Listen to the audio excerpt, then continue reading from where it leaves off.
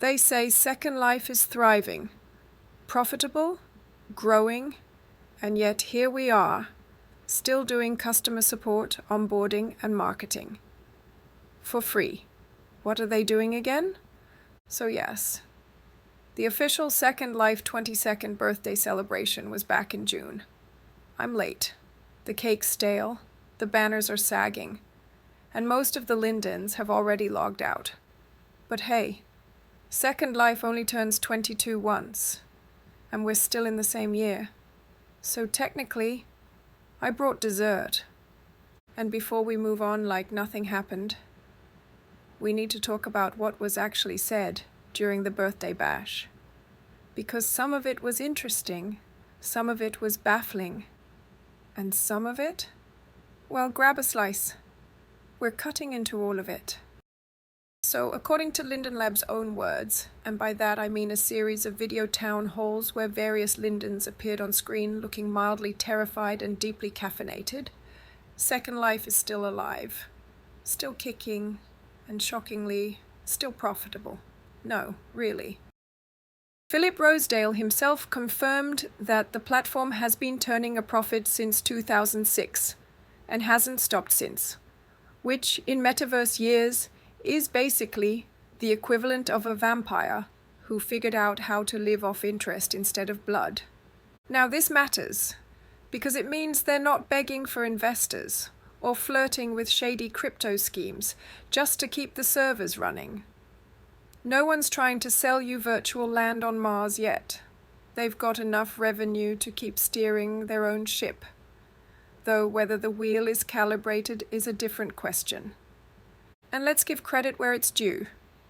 They are making moves. One of the biggest? A long overdue overhaul of voice chat.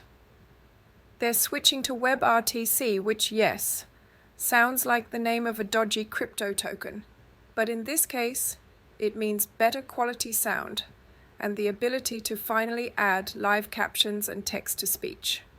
That's a big deal for accessibility, especially for users who don't or can't use voice.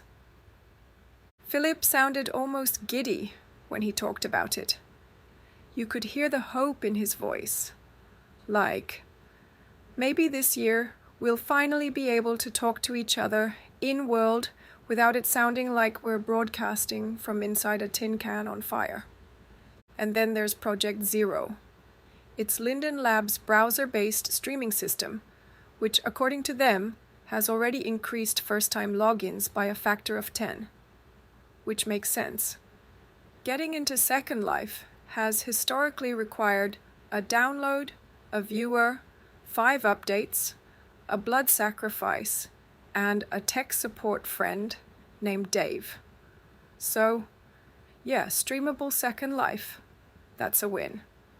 They've also got the mobile app. Sort of. It's in development, kind of working, and runs on Unity, which is a smart move. Unity means future compatibility with other platforms and possibly VR, if they ever get over their commitment issues. The good news? Philip didn't completely dodge mobile questions. The bad news? We're still looking at coming quarters as the ETA. So, sometime between now and the end of the Metaverse. On the creator side, there's a glimmer of light too. They're adding Lua scripting finally. After years of LSL making creators feel like they were programming in a dead language written by drunk robots, they're getting Lua. Also, GLTF import is in alpha, which opens the door to better workflows from tools like Blender. And if you don't know what any of that means, just know it's code nerd stuff that's actually good for content creators, real improvements, actual features. But honestly, the most endearing moment of the entire 22nd birthday bash stream wasn't a technical reveal or a big announcement. It was watching Philip reminisce about the early days, when you'd meet strangers in a sandbox and bond over who could make the most cursed prim-based sculpture. He literally said he misses the chaos of rolling people down hills in giant cage balls. And you know what? So do I. So yes, credit where it's due. Second Life at 22 is still standing. It's not on life support. It's profitable, expanding access, and painfully slowly still evolving. And underneath the polished sound bites and cautious optimism, you can hear that Philip still believes in what he built. That part feels real. As for the rest of the team, let's just say passion didn't always make it past the microphone. Sometimes it felt more like reading from a script than building a future. So maybe the 22nd birthday theme wasn't entirely off. Maybe Second Life is still legendary, but only if someone keeps fighting to make it feel that way. Now that we've eaten the birthday cake, let's talk about the slightly stale bits. You know, the stuff they did mention, just with that awkward energy of someone admitting they still haven't done their taxes. First up, the viewer, or as I like to call it, the final boss of onboarding. They know it's a problem, they said it. Philip himself admitted it's complicated and frustrating, particularly when it comes to getting dressed. And just to prove how bad it is, he streamed himself trying to customize his avatar. Watching it felt like sitting through a group project where nobody read the brief and someone glued the arms on backwards. And yes, it's funny when a founder can't figure out his own platform, but also not great. It's the digital equivalent of inviting someone over for dinner and then realizing you don't remember how the stove works. You created this world. You should at least know how to put on pants. They did launch new avatar starter packs. Cute idea, good effort. But throwing 6 semi-coordinated avatars at a system this complex is like giving someone a pre-assembled IKEA shelf and then asking them to remodel the kitchen. You're still going to need a YouTube tutorial, a Xanax, and probably a friend named Jess who actually reads the manual. While they're talking about Project Zero and GLTF and Lua and shiny stuff, what are most of the developers actually doing? Infrastructure, maintenance, bug fixing, lag control. According to Philip, 75% of the development team is just keeping the wheels from falling off. That leaves 25%, maybe, to work on the things we all scream about in comment sections. So when it feels like nothing's changing, it's not entirely your imagination. They're busy duct taping the servers together while trying to add new features in between system crashes and DDoS attacks. And VR, still not here, but they keep bringing it up like an ex they kind of regret dumping. Philip gave this whole speech about non-verbal communication and how we need better expression in avatars if we want to grow. And he's not wrong. But then he pivots into this whole tangent about maybe using webcams to animate avatars without headsets. And I'm just sitting there like, okay, but let's maybe fix the HUDs first? Baby steps, Philip, baby steps. That brings me to the quietly frustrating bit. We're constantly being asked to help fix the world we're paying to be in. From onboarding, to tutorials, to dressing packs. If you have ideas, please let us know, they say. And I love that. I do. But also, what exactly are you doing? I don't know about you, but when I pay rent in a virtual world, I don't expect to be handed a hammer and told to fix the plumbing myself. Especially not when the guy handing me the hammer also created the pipes. So, yeah. There's good intention here. But there's also a lot of we're aware of the problem energy. And not quite enough. We've actually solved it. Now, let's talk about the part where we stop pretending it's all rainbows and server hamsters. The stuff they didn't exactly highlight with confetti. The things you had to read between the lines. First, AI. Oh, they tiptoed around this one like it was a live landmine. They were asked if they'll block AI-generated content from flooding the grid. And Philip's answer? Basically, nope, can't. Good luck, everyone. He admitted there's no realistic way to detect AI uploads. None. And while he says current AI-made 3D assets are still pretty bad, we're one Midjourney update away from someone pumping out 5,000 freebie houses that look better than half the marketplace. And yet, Linden Lab's stance is slow and cautious, which is good for now. But you can almost hear the sigh behind Philip's words, like he knows what's coming. He even said AI will flood social platforms with fake people and fake messages, and eventually we'll see the same in Second Life. Imagine bots spamming you with inspirational quotes and bad hair. Let's not forget the AI apocalypse prophecy. He literally called what's coming an ultravioletic catastrophe in one of his essays.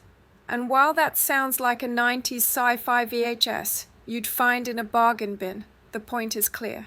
AI is coming for everything, including virtual worlds. And their solution is, what exactly? Hope it doesn't suck too badly? Cross fingers and whisper, please don't break the marketplace. Then there's this group governance thing. One of Philip's "if I could go back" regrets is not building better systems for groups and self-governance, which is true. Groups are still clunky, outdated, and feel like relics from a time when 25 members was considered huge. Now he's talking about groups as the foundation for reputation, democracy, identity, the whole shebang, which sounds inspiring, but also makes me think, wait, are we getting Second Life Politics Edition? Because I'm not sure I'm emotionally prepared for an in-world election debate. And oh yes, our dear friend, Project Zero. It's great, but here's the catch. It's not free. Streaming Second Life through a browser costs them a fortune. So right now, they're only using it to lure in new residents. If you're imagining a future where you ditch your bulky viewer and just play Second Life like Netflix, think again. Unless GPU prices fall through the floor, you'll still be downloading viewers and cursing Firestorm updates for years to come. Finally, the thing nobody wants to admit. Linden Lab is asking us to fix the parts of Second Life they can't. They want creators to build better onboarding experiences.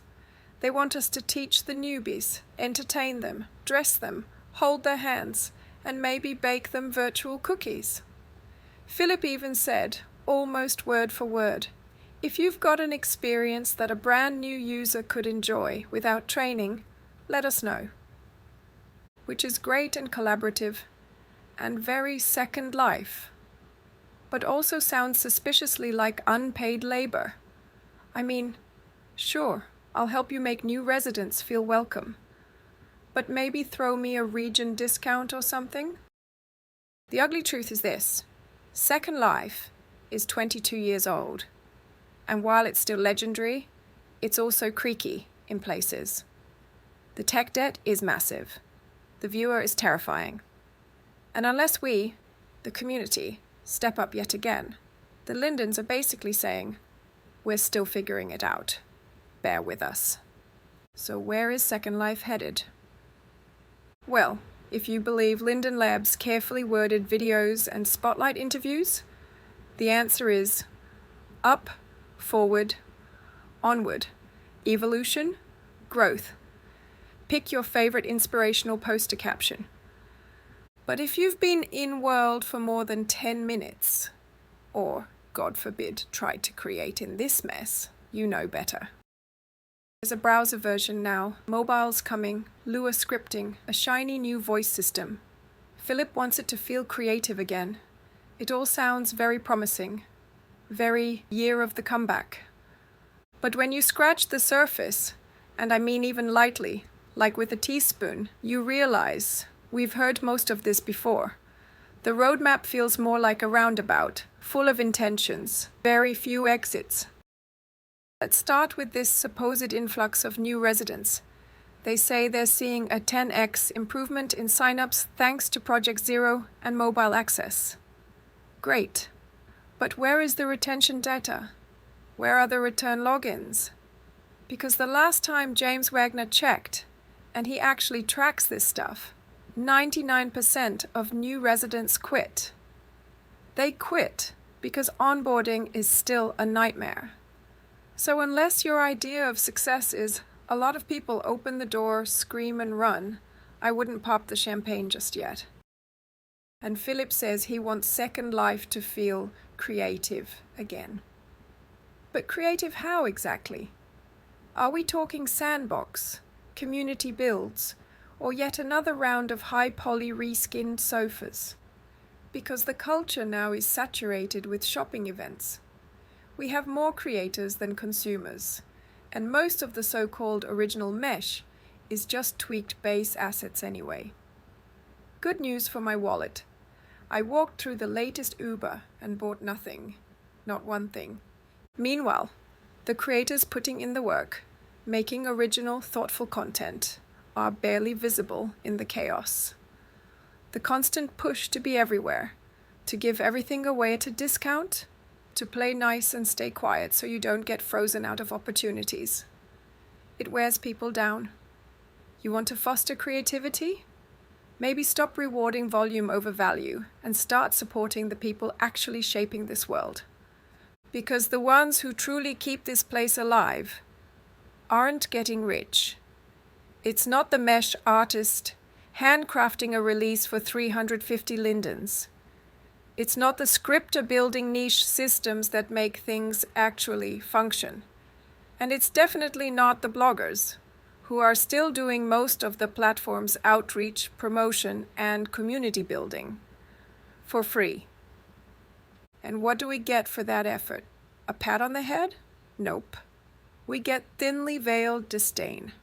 In one of the videos, they straight up complained about difficult bloggers, as if speaking up about broken systems and questionable priorities is the problem, not the years of silence and neglect that led us here. Apparently, honesty isn't welcome unless it's flattering. Let's talk about land. Still overpriced. Still unfairly structured. I've done a video on this before, and maybe I should do another one, because it hasn't improved. If a full region costs X, then half a region should give you half the prims for half the price. That's not revolutionary. That's basic math. Instead, we're stuck paying more than half the price for half the land and less than half the prims. It's like buying a third of a sandwich for the cost of a full meal and being told it's policy. The most glaring headline they're pushing, gacha is back. That's right. After banning gachas, not just discouraging them, but banning them, they've done a full 180. The arcade is back. Not reimagined. Not restructured. Just back. And Linden Lab isn't just allowing it. They're celebrating it. They didn't just lift the ban. They published a full-on puff piece interviewing the arcade owner like he's some cultural hero. And hey, he might be. But the interview? Pure frosting. Not a single question dug into the reality of what running or participating in an event like that actually means for the community. No talk of challenges, no exploration of how the gacha comeback might be perceived or what it says about the platform's direction. Just safe, shiny prompts like what inspires you and how do you feel about community. I half expected a lightning round, favorite pizza topping, spirit animal, love language. Look, if you're going to reintroduce something that was once banned, so when Philip says he wants Second Life to feel creative again, but when? Where? Creativity has been buried under 100 identical shopping events, gachas, and fat packs that are all just the same dress in 7 shades of beige. The original spirit of building weird shit in sandboxes? That's long gone. We're in resale culture now. Second Life loves to promote itself as a place where you can do anything, be anything, build anything. And you can. But what they don't tell you is that all that freedom comes with a cost. And that cost is chaos. No protections, no proper moderation, and a system where the people making money are usually not the ones making the content. We've reached a point where there are more creators than shoppers. Think about that. We're now in a marketplace that's oversaturated with low-effort filler and exclusive events that feel like digital garage sales. Is that growth? Is that what we're building toward? Right now, Second Life isn't heading into a new golden age. It's heading toward a bloated, grifty echo chamber where content quality drops, and the only consistent winners are the middlemen. So yes, there is potential. There's still something worth fighting for, but only if we stop patting them on the back for repeating buzzwords and start asking, what are you actually doing to fix this? They call it a platform. We're the scaffolding. They call it a celebration. We're the entertainment. And they call us difficult. Maybe the only reason Second Life is still standing is because we haven't walked away yet. And that says something. Because for all the criticism, for all the eye rolls and broken promises and tone-deaf decisions, Second Life is still fun. It's still weird and messy and brilliant. It's still a place where we escape, create, connect, and occasionally fall in love with someone on the other side of the world, while dancing in a virtual bar shaped like a spaceship. It's not nostalgia that keeps us here. It's potential. So no, we're not done. Not yet. Not while there's still something worth showing up for.